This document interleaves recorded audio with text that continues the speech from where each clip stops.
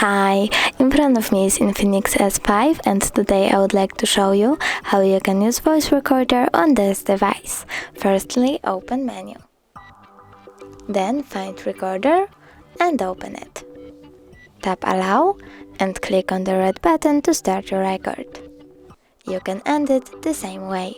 Click on the right button to name your recording, click save and tap on the right button again. As you can see, my recording was successfully made and saved. If you wanna delete it, hold it, choose delete and delete again. Thanks so much for watching. If you enjoyed this video, don't forget to leave a like, comment and subscribe. Bye!